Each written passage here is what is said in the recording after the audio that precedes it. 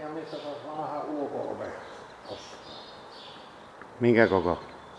Ja se on semmonen juttu, meillä on niin matala se ensin, että se pitää lyhentämään varmasti.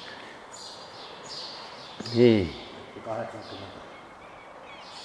Näitä uusia ei kuulemma pysty lyhentämään. Ei. Mä sanon no sanottu, että olisiko niitä semmosia, jotka tekee niitä. Onhan niitä pitää. Joku puuseppä. Ammattimies oli se Virmus, että niitä aina kyllä tulee joskus. Ne vie kaatopaikassa niitä hyviä asioita. Niin, niitä tulee. Siinä on melkoinen homma lyhentää. Minä ite tässä itelle lyhennin mökille vinttiin. Joo. Sinne molemmista päistä. Alapäästä. Alapäästä. Niin.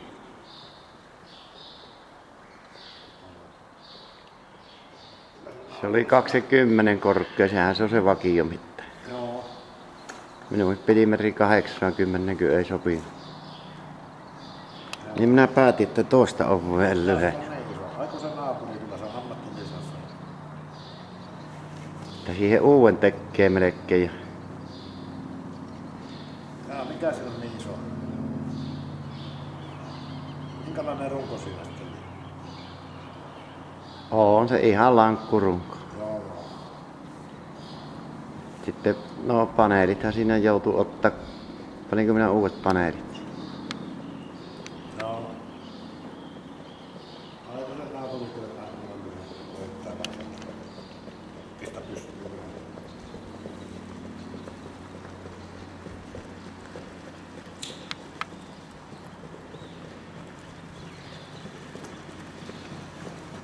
Mikä se rompettori on?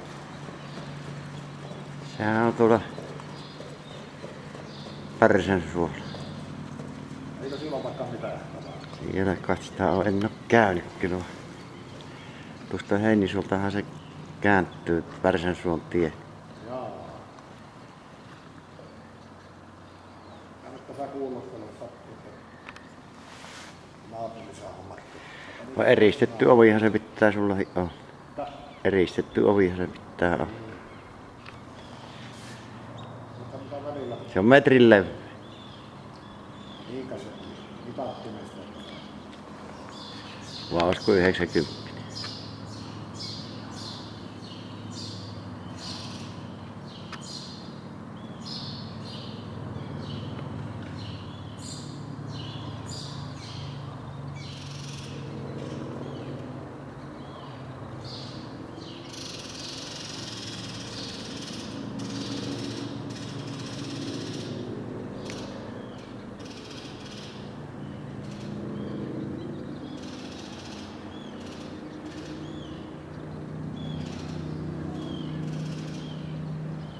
Niitä ennen oli niitä puuseppiä, hyvä minä en tiedä nykyään onko.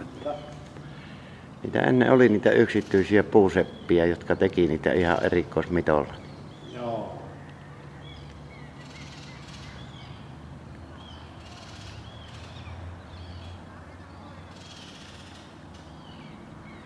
Ja on niitä varmasti vielä. On.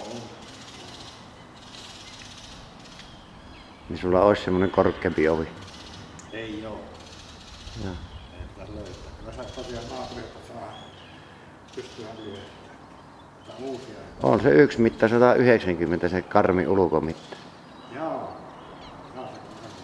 Se semmonen niin.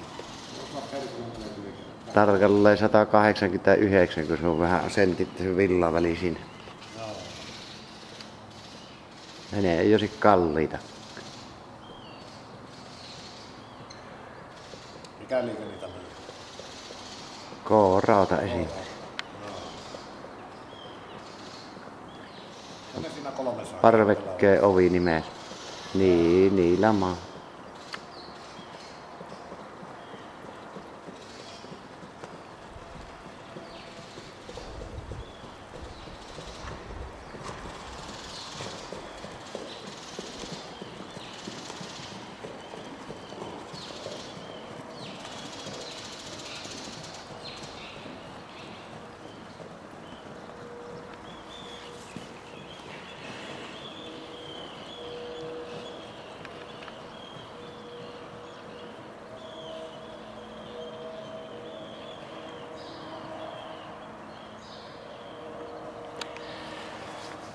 No siellä kyllä kannattaa käydä sillä Rompettorilla. Sitten toinen on tuo kierrätyskeskus, Entrinki, niin se on siellä Vehon luona.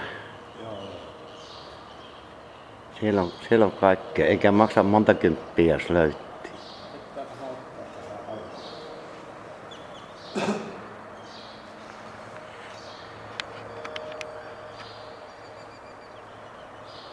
Vissiin minä kerran vein jääkaapissa kierrätyskeskuksessa. Se oli siellä Veholla. Niin se on. Minun pitää... Se vielä pelasi sitä, että se on niin helvetin vanha, se tulee hintaan.